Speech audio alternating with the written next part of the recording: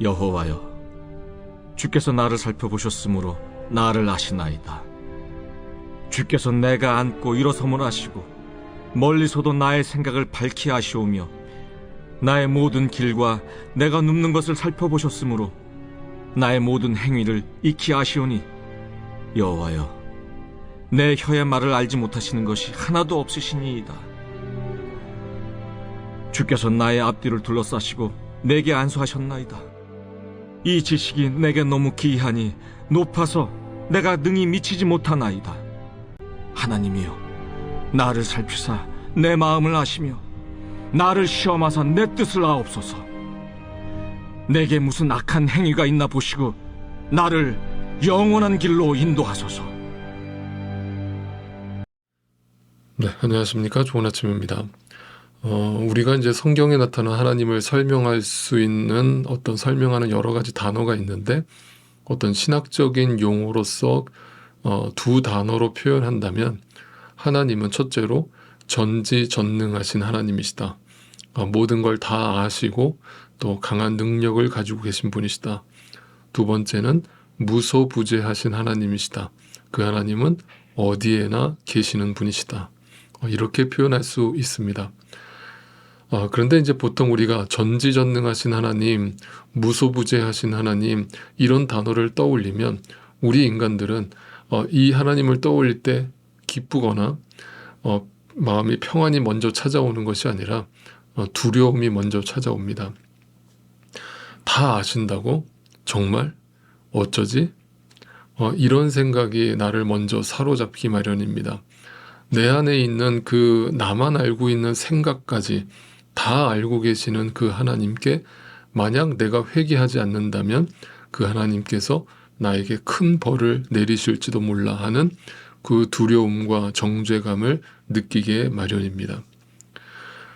그래서 이제 오늘도 어떤 분들은 그 하나님을 만날 때 그 하나님을 심판의 하나님으로만 인식하고 믿는 분들이 종종 계시는 것 같습니다.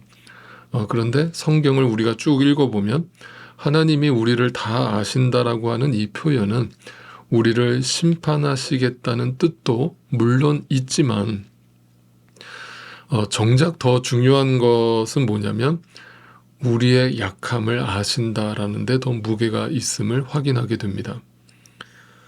다시 말해서 하나님은 우리에게서 아예 선이라는 것이 나올 수 없음을 잘 알고 계신다라고 하는 뜻이 되는 것입니다.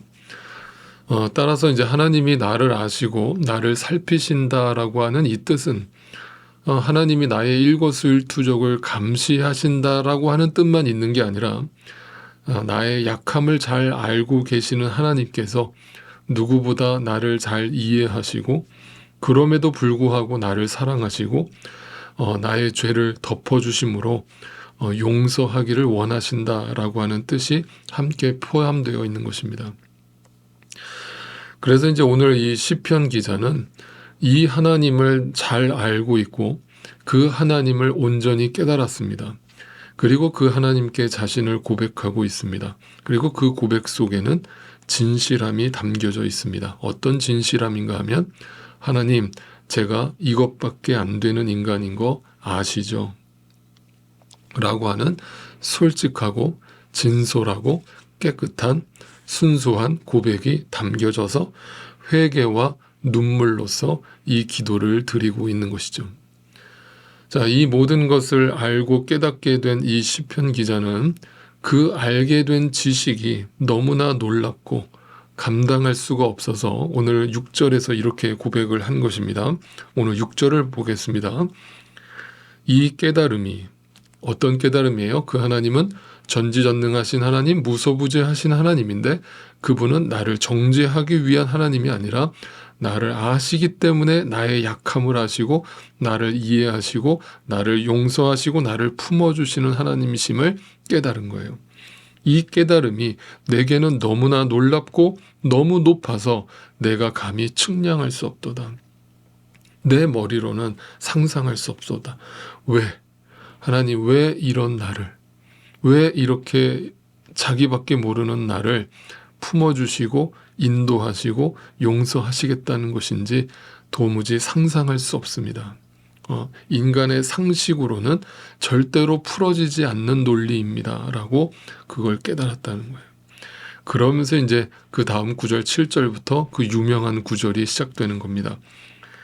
내가 주님의 영을 피해서 어디로 가며 주의 얼굴을 피해서 어디로 도망치겠습니까? 무소부재하신 하나님께서, 나를 다 알고 계시는 하나님께서 그 하나님 앞에서 내가 어디에 숨겠습니까? 8절, 내가 하늘로 올라가더라도 주님께서는 거기에 계시고 스올이라는 것은 죽음의 영역이죠.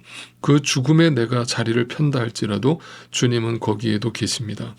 9절, 내가 저 동력 너머로 날아가거나 바다 끝 서쪽으로 가서 거기에 머무를지라도, 땅 끝에 가서 머물지라도 거기에서도 주님의 손이 나를 인도하여 주시고 주님의 강한 오른손이 나를 힘있게 붙들어 주십니다. 이 말은 나를 아시고 나의 가는 길을 아시는 하나님을 온전히 신뢰한다는 표현입니다.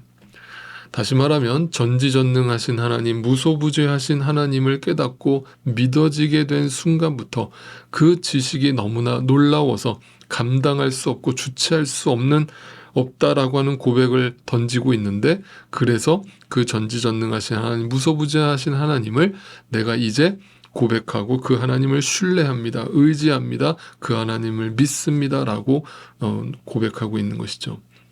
그 하나님은 내가 하늘에 올라가도 계시고 죽음의 세계에 들어선다 할지라도 그곳에도 나와 함께 하시는 분이시다. 그렇다면 지금 내가 서 있는 이 자리에 그 하나님이 함께 계시지 않겠느냐라고 하는 이 깨달음이 시편 기자의 마음을 사로잡은 것이죠.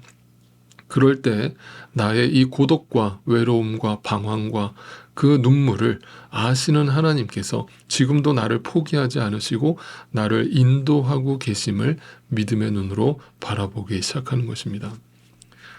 그 하나님이 그냥 나와 함께 계시는 것만이 아니라 강한 오른손, 성경에서 오른손이라는 것은 구원, 하나님의 능력을 나타냅니다. 그러니까 그 하나님께서 나를 구원하시고 나를 의의 길로, 선의 길로 합력하여 선을 이루시기 위해서 나를 여전히 붙들고 계시다라고 하는 고백입니다.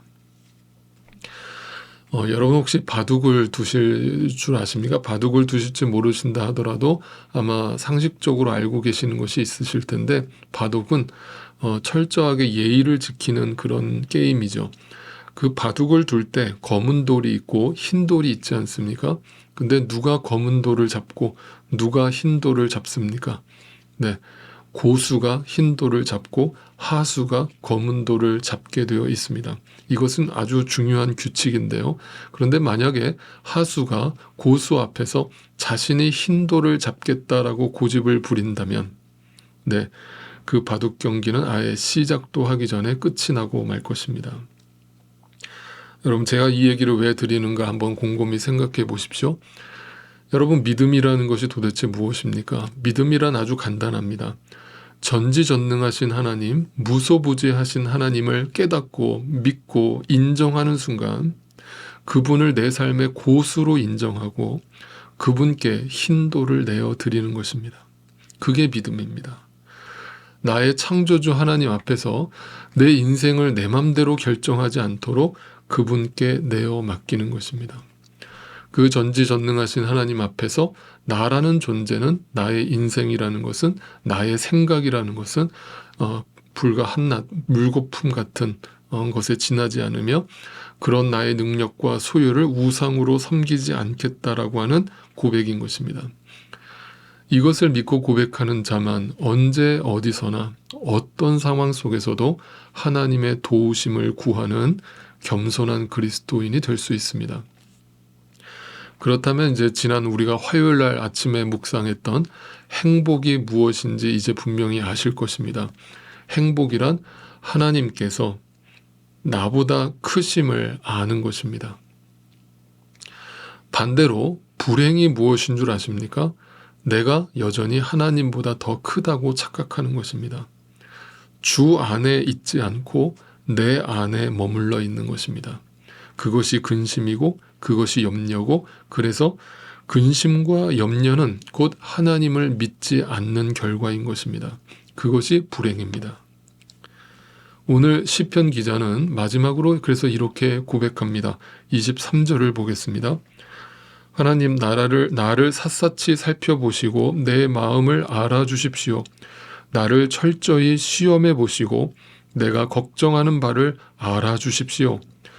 내가 나쁜 길을 가지나 않는지, 내가 잘못된 길을 선택하지는 않는지 나를 살펴보시고 영원한 길로, 의의 길로, 구원의 길로, 진리의 길로 나를 인도하여 주십시오. 하나님께 흰 돌을 내어 드리는 것입니다.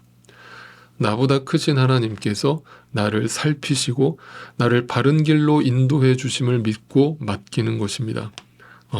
내가 그렇게 고백한다면 내 자식도 그러할 것이고 내 부모도 그러할 것이고 나의 그 가족도 그러할 것이고 나의 교회도 그러할 것입니다. 하나님께 흰 돌을 내어 드리는 것입니다.